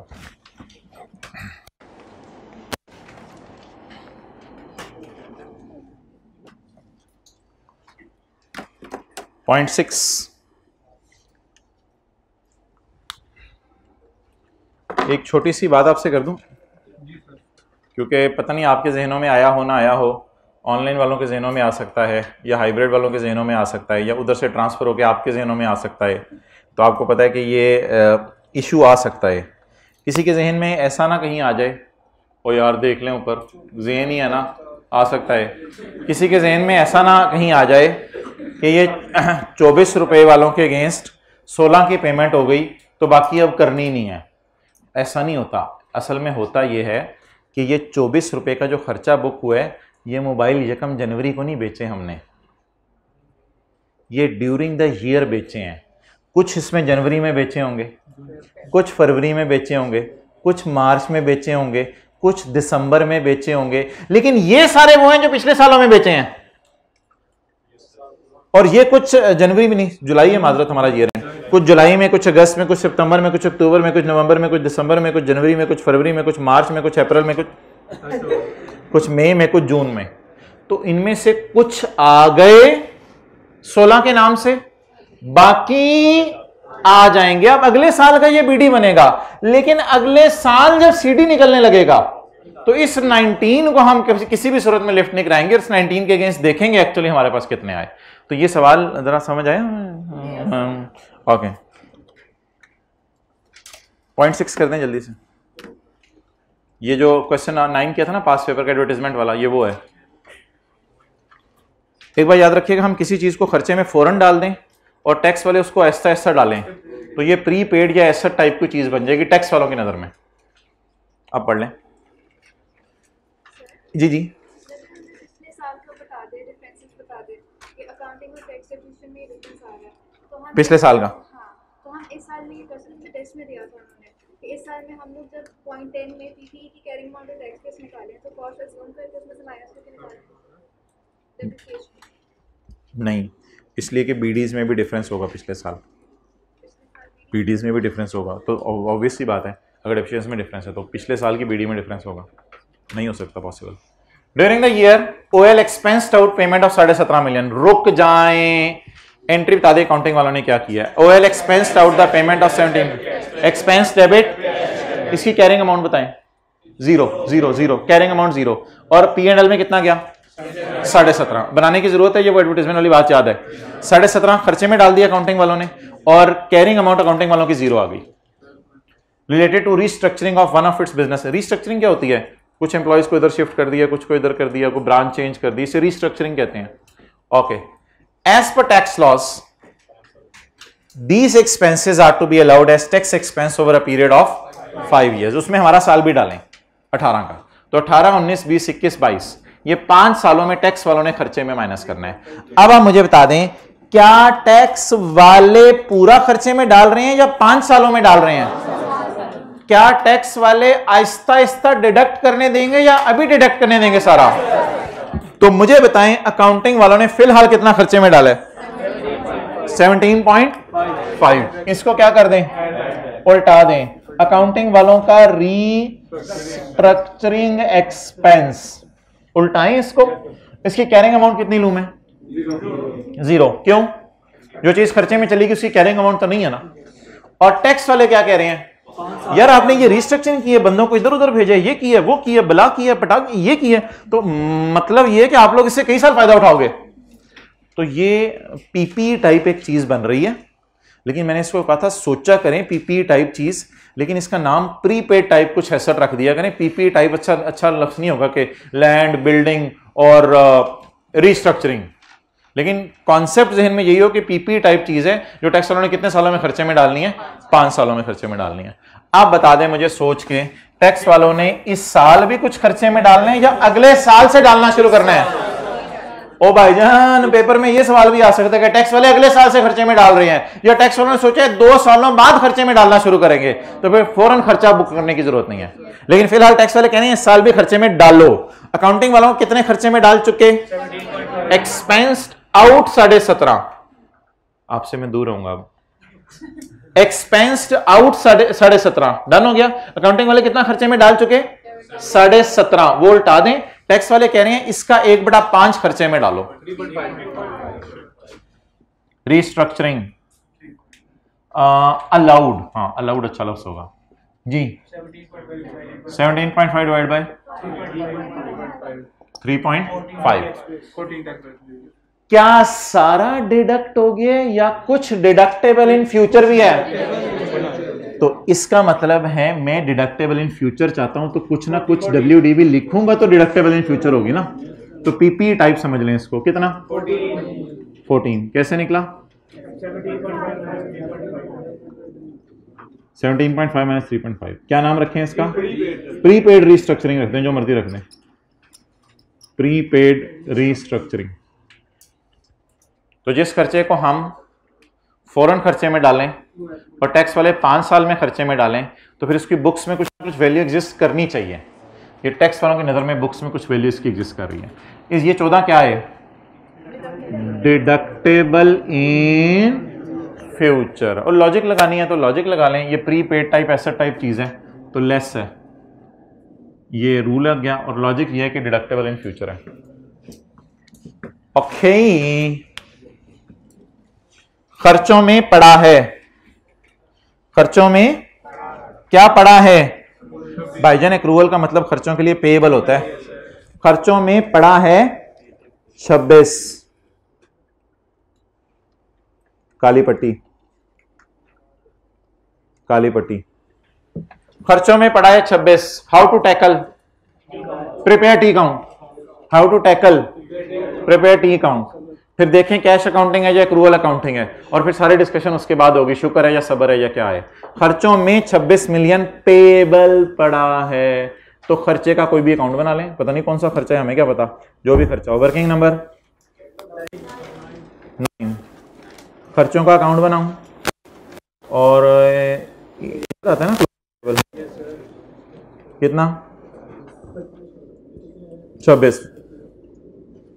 पेएबल पे कब होगा? पेएबल पे कब होगा? तो इस साल कहां जाएगा? P&L में। अब सबर या शुक्र देखने वाला रह गया, वो आपको पता है, काली पट्टी हटेगी तो पता चल जाएगा।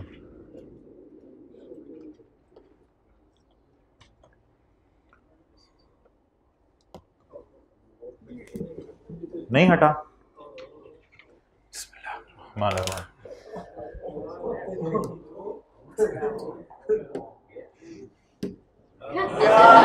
अच्छा तो कोई नहीं, ये टैक्स वालों ने देखा हुआ है पहले। तो which will be allowed for tax purpose on payment basis. Tax वाले इसको कब माइनस करने देंगे? जब ये क्या होगा? पे होगा। तो कौन सा वाला रूल लग रहा है? वापस ना, हम जो सीए करें कि ये चीजें तो नहीं करनी बड़े होके। तो वो कह रहे हैं मेरा टीचिंग करने को दिल चाह रहा है। हद होगी यार। इधर आ जाओ। अब खर्चे को उल्टाएं और पेमेंट को लेस करें, क्योंकि कैश अकाउंटिंग है ना। तो खर्चे को उल्टाएं, क्या है, क्या नाम है? एक्सपेंस। बस पता नहीं कौन सा एक्सपेंस। 26। इतनी शर्म आ रही है, बता भी नहीं रहा किसको पैसे देने हैं।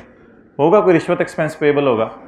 हम क्या करें? अच्छा, तो खर्चे को उल्टाएं और पेमेंट को क्या करें? रिकॉर्ड करें। तो पेमेंट कोई है ही नहीं, और ये सबर वाला सिनेरियो है, तो कैरिंग अमाउंट होगी, लेकिन टैक्स वालों की नजर में जीरो होगी इसकी। हर वो अकाउंट जिसमें टैक्स वाले कैश अकाउंटिंग फॉलो कर रहे हैं, तो टैक्स बेस क्या होगी? जीरो। एक्सपेंस पेएबल कितना? कैरिंग अमाउंट आएगी, लेकिन टैक्स बेस जीरो होगी। वो एंड पे एक ही दफा रूल लगा लेंगे सारे, सब बाप बेटे इकट्ठे निकाल लेंगे। यानी कि मैं कह रहा हूं बाप बेटे बाप बेटे बाप बेटे, तू समझ रहे? बाप बेटा।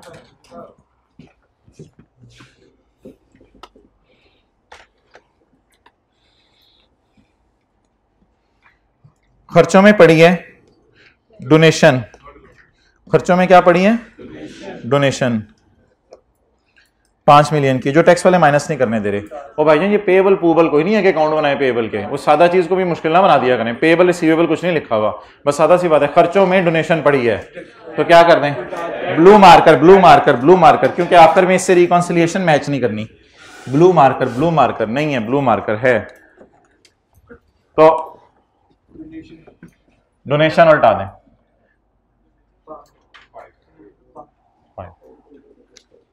Permanent difference.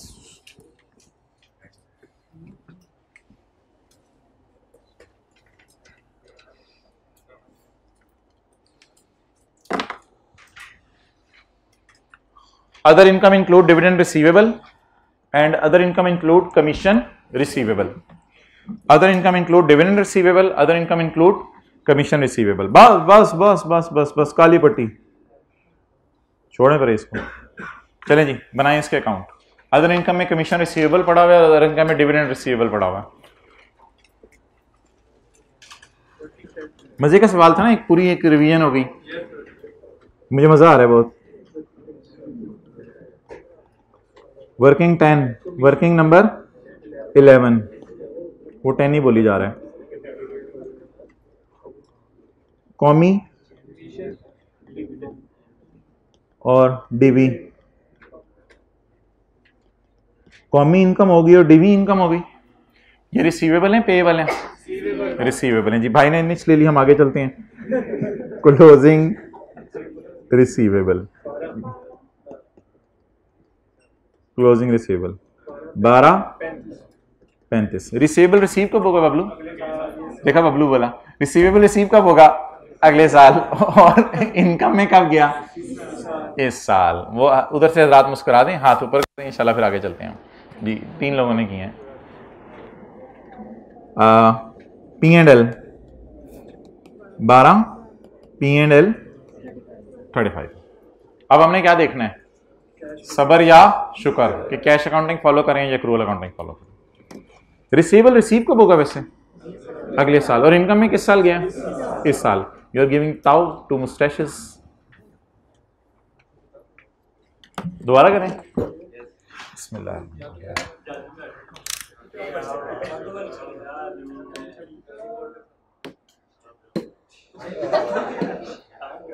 अच्छा both incomes are taxable on सबर, both incomes are taxable on receipt basis। तो बता दें कैश अकाउंटिंग फॉलो करें टैक्स वाले या एक्रूअल अकाउंटिंग?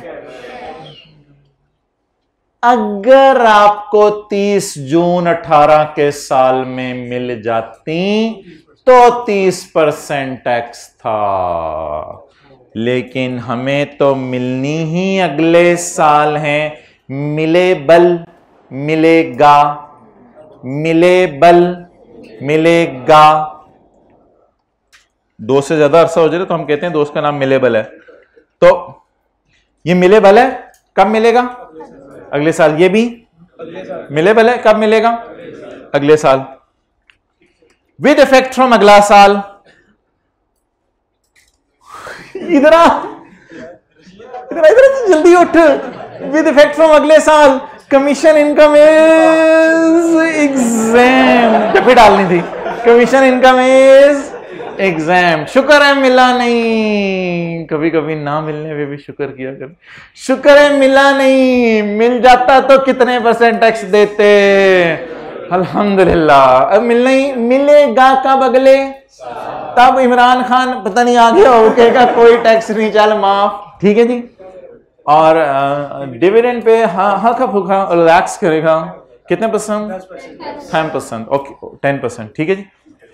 अब आप मुझे बता दें कि इस पे सबसे पहले करंट टैक्स की वर्किंग में क्या करना है जब भी कैश अकाउंटिंग फॉलो हो रही हो। जल्दी से जल्दी बताएं।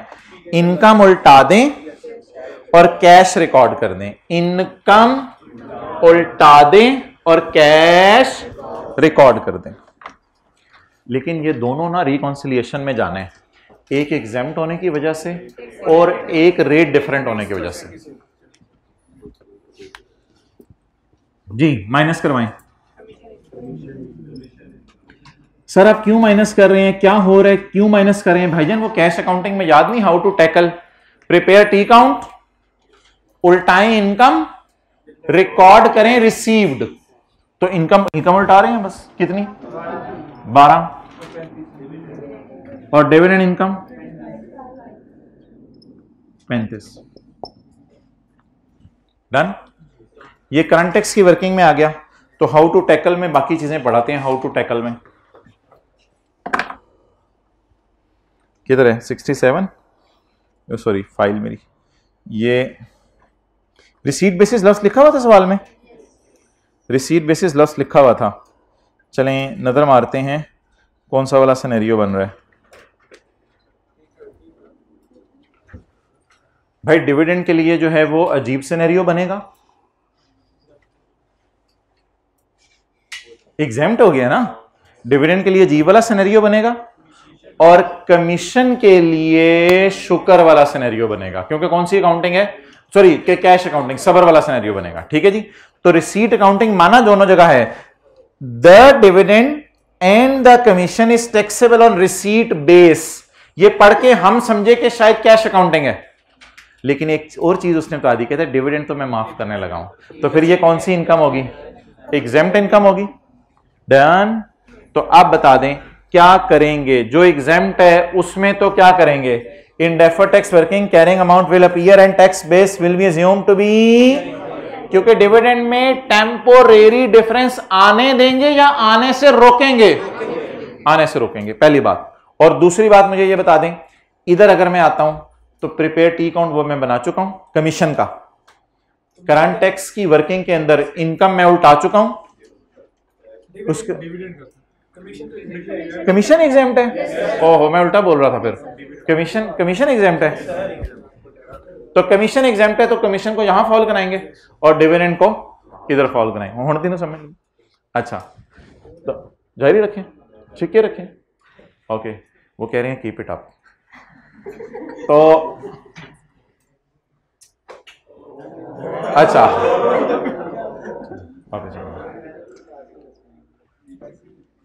आप मुझे ये बता दें कि जो कैरिंग अमाउंट और टैक्स बेस वाली कैलकुलेशन है, अगर पॉज कर दो, ये भाई उठ के जा रहे हैं, ये आते हैं। चलो जारी रखो। अच्छा भाई, लाइट नहीं आ रही, लेकिन इतनी लाइट आ रही है कि हम, अच्छा अगली एडजस्टमेंट मुझे पढ़ा दें, फिर मैं इसको पोस्ट कर देता हूँ।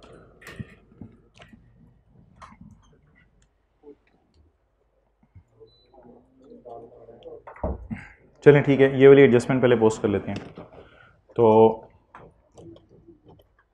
अब आप मुझे बता दें कि कमीशन इनकम तो अगले साल से एग्जाम्प्ट हो रहा है और डिविडेंड इनकम पे अगले साल कितने % टैक्स लगना है? 10%। तो एक मिनट, अच्छा वो चला गया, क्या हुआ? अच्छा अच्छा ठीक है, वो कितनी देर का गया हुआ है? अभी चला के गया ना, उदास हो गए थे हम इधर। अच्छा जी, डेफर्ड टैक्स की वर्किंग में क्या करना है? कमीशन रिसीव या रिसीवेबल? रिसीवेबल, यहां बैलेंस शीट टाइप चीजें आती हैं। और डिविडेंड रिसीवेबल। जी भाईजान, कमीशन रिसीवेबल और डिविडेंड रिसीवेबल। कमीशन रिसीवेबल बोलें 12, डिविडेंड रिसीवेबल 35। ये कैरिंग अमाउंट्स आ गई 12 और 35। अब टैक्स बेस, असूली तौर पे दोनों की अकाउंटिंग है कैश, तो कैश अकाउंटिंग में टैक्स बेस कितनी होती है? लेकिन अगर जीरो आई तो टेम्परेरी डिफरेंस पर डेफर्ड टैक्स लायबिलिटी निकल आएगी, हालांकि लायबिलिटी कमीशन पर हमारी है ही नहीं। तो फिर कमीशन पे लायबिलिटी निकालने से रोकने के लिए आपको मैंने कहा था एक इस तरह का साइन लगाएं और इसको स्टॉप करें कि भाईजान आपने नहीं आना, तो मजबूरन एग्जेम्प्ट की वजह से ये अजीब वाला सिनेरियो बना और टैक्स बेस हमने क्या ले ली? कैरिंग अमाउंट के बराबर ले ली, ताकि डिफरेंस कितना आ जाए? 0, और इधर 35 आ जाएगा। डन? यार टैक्स आप सही कह रहे थे, टैक्स रेट सबका 30 तो नहीं है ना, तो टैक्स रेट इंशाल्लाह निकाल लेंगे हम सबका, कोई नहीं, दरम्यान में छोटी सी जगह बना के आप कर सकते हैं, नो प्रॉब्लम। रेट्स बता दें इसके, अब अगले साल रेट इसका कितने % है? और अगर हमारे साल अगले साल का रेट पता चल जाए, जब रिसीव होने तभी का रेट लगना है ना। ये डिस्कशन तो क्वेश्चन 9 में हो चुकी है, 10%। अच्छा यार, मैंने ना कल आपसे बात करनी है अगली क्लास में। आपके जहनों में ना एक सवाल आएगा, कुछ के जहनों में आज आ जाएगा, कुछ के दिनों में अभी आ रहा होगा, कुछ के दिनों में 2-4 दिनों में आ जाएगा, ना हुआ तो अगस्त में आ जाएगा, ना हुआ तो पेपर में सितंबर में आ जाएगा। ये सवाल आपके दिनों में आना है। वो क्या सवाल आना है वो जरा तसल्ली से सुनिएगा कि कभी कभी आप करंट टैक्स में जाके अलग रेट लगा रहे होते थे डिविडेंड पे 10%, और कभी आप डेफर्ड टैक्स में जाके 10% लगा रहे हैं। इस कॉन्सेप्ट को समझाने के लिए अगली क्लास में आपको 2-3 छोटी छोटी मिसालें करवाऊंगा, तो वहां से बात क्लियर हो जाएगी। अगर हल्का सा हिंट सुनना चाहते हैं, जब भी रिसीवेबल टाइप चीजें होंगी ना, तो उनको हम डेफर्ड टैक्स में बैलेंस शीट में ला के रेट लगाया करेंगे, और जब भी रिसीवेबल टाइप लफ्ज नहीं लिखा होगा और वो रिसीव हो गई होंगी, फिर हम उनको करंट टैक्स में डील किया करेंगे। ज्यादा एक दिन डिविडेंड और वो करंट टैक्स में जाती हैं चीजें, और कभी कभी डेफर्ड टैक्स में जा रही हैं। अब कब करंट में जानी है, कब डेफर्ड में जानी है, इस पर मैं बात करूंगा। आज डेफर्ड में क्यों जा रही हैं? क्योंकि ये रिसीवेबल टाइप चीजें हैं, ठीक है। तो ये हमारी बात अलग है, इसको जरा साइड पे रखते हैं, जहनों में आई भी तो अगली क्लास में डिस्कस हो जानी है। आखिरी बात कर दें, रेंटल इनकम एक्सपेंस है, रिसीव्ड वाला है ना, तो इनकम है। ऑन 30 जून OL received advance rent of 16 million, पट्टी लगा दें आगे। तो कितना रेंट आया भाईजान? भाईजान बोले बोले बोले।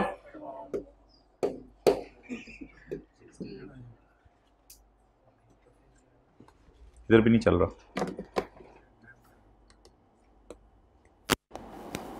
चलें छोड़ें कोई नहीं, बट क्या करना है। तो OL received advance rent of 16 million, advance rent of 16 million, जल्दी जल्दी बताएं वर्किंग नंबर। ये वन नोट भी पूरा दिन चल चल के कभी कभी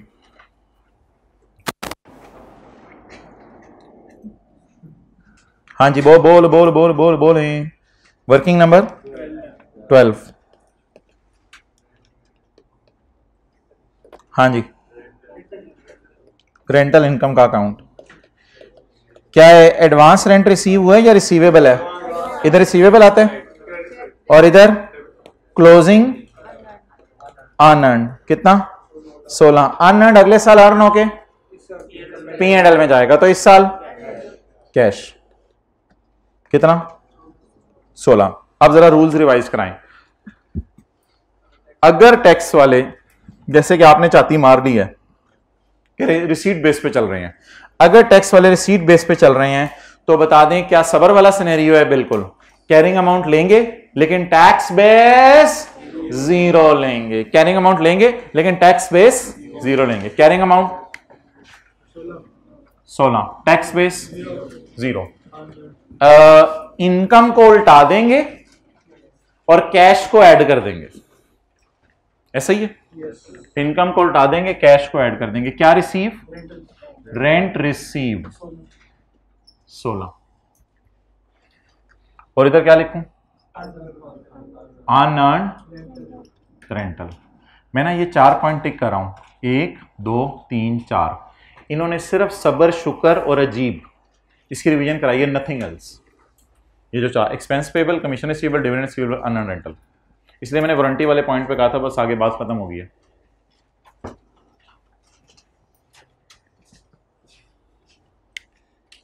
ओके अब आप वो क्या कहते हैं रूल्स लगाना शुरू कर दें और सवाल खत्म हो गया।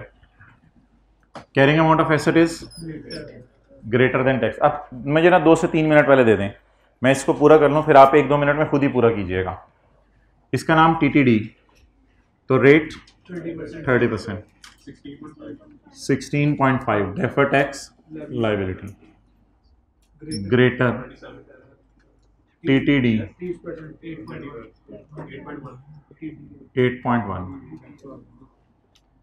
ये लायबिलिटी अकाउंट है, डिडक्टेबल इन फ्यूचर। डिडक्टेबल क्यों फ्यूचर में? फ्यूचर में वो लोग मोबाइल लेके आएंगे, फ्यूचर में जब वो लोग मोबाइल लेके आएंगे तो हम उन मोबाइल्स को इंशाल्लाह रिपेयर करके देंगे। Deductible when paid. ओके, कितने percent? 5.7 defer tax asset. Okay, ये रूल 2 लगेगा एसेट्स वाला, कितना? 4.2 डेफर टैक्स एसेट। खर्चे पेएबल, रूल नंबर 3। और वैसे भी टैक्स वाले कह रहे हैं it is deductible when paid, तो पेएबल तो अगले साल पे होना है, तो deductible temporary difference, deductible temporary difference, defer tax liability asset. जी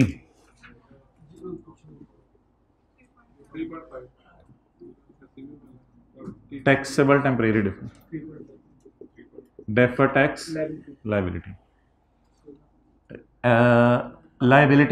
liability greater deductible temporary difference. Rule number कौन सा लगा है? 3।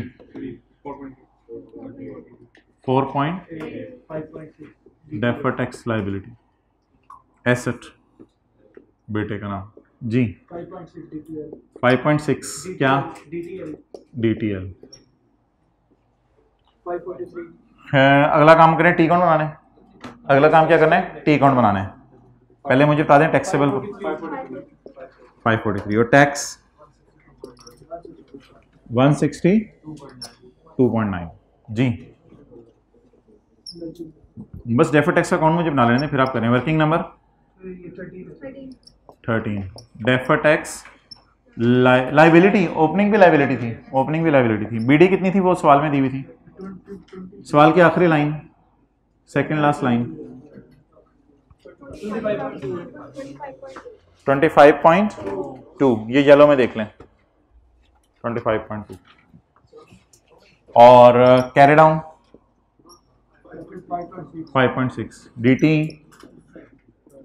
इधर आ रहा है कितना 19.6, पॉजिटिव नहीं है नेगेटिव होगा ना। चलें जी, यहाँ तक नोट करें, फिर 1-2 मिनट में नोट बनाते हैं, फिर क्लास खत्म। हाँ जी, पहले मुझे आप रिकॉन्सिलेशन ना लेने दें। डेफर्ड टैक्स अकाउंट में रेट चेंज का इफेक्ट कब आता है वो मैं इंशाल्लाह डिस्कस करूंगा आपसे, अगली क्लास में कर लूंगा।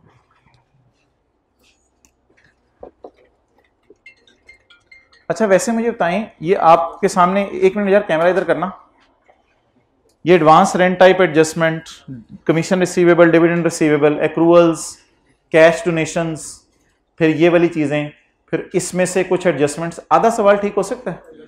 आधा सवाल, मेरे तो खास से आधा से ज्यादा सवाल सही हो सकता है आपका, तो इसलिए बिल्कुल रिलैक्स रहा करें।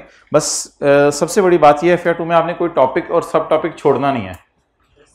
मसला सिर्फ यहां से आता है कोई टॉपिक या सब टॉपिक लोग छोड़ के चले जाते हैं। चलें जी यार, अब मैं ज्यादा उसमें नहीं जा रहा फॉर्मेलिटीज में, नाम शाम इदारे का सब कुछ लिख लीजिएगा। CT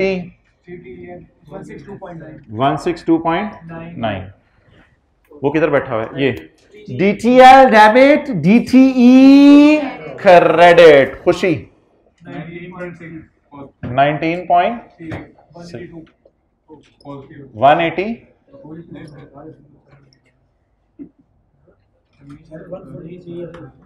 143.3। नोट करें यहां तक, रिकॉन्सिलेशन फिर इकट्ठे बनानी है।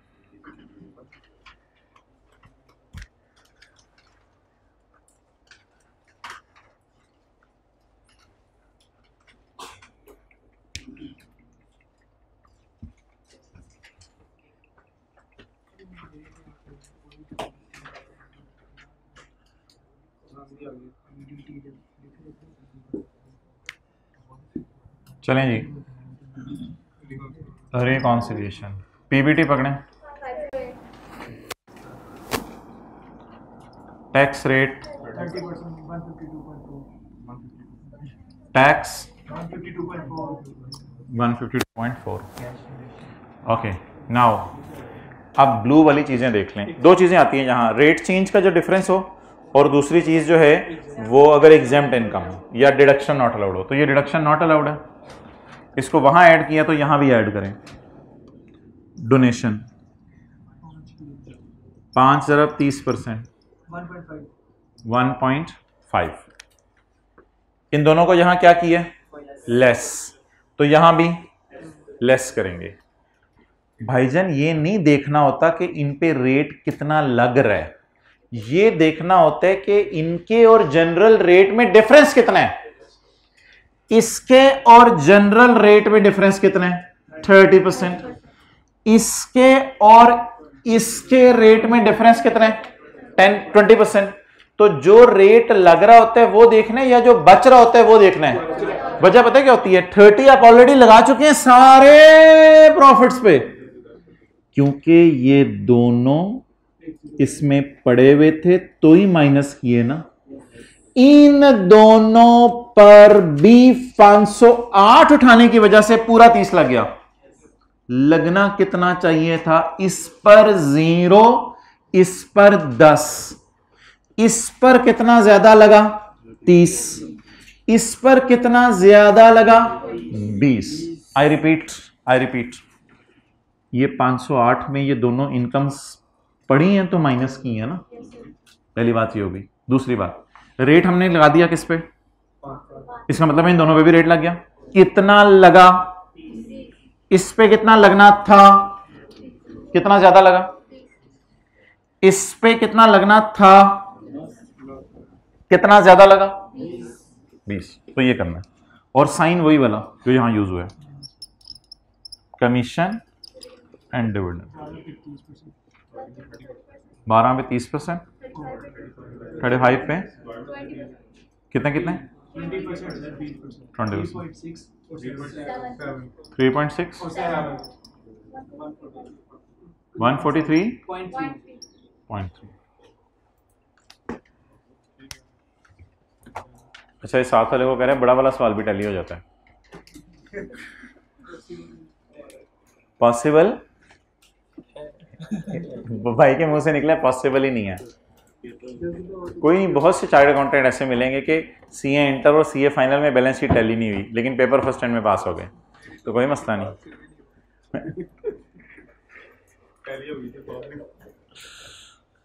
यार आई क्या कसूर होता है। आप मिलना मेरे से नेक्स्ट वीक ना, मंडे वेडनेसडे को मिलो जरा टाइम निकाल के। आई क्या पे कसूर नहीं होता, कहते हो तो प्रेसिडेंट से मिल लेते हैं चल के। नहीं सीरियसली, कि प्रेसिडेंट हमारे जैसे ही बंदे हैं, वो हमारे पास आए हुए थे वोट लेने के लिए, पहले तुम्हारे जैसे ही बंदे हैं, मिल लेते हैं चल के।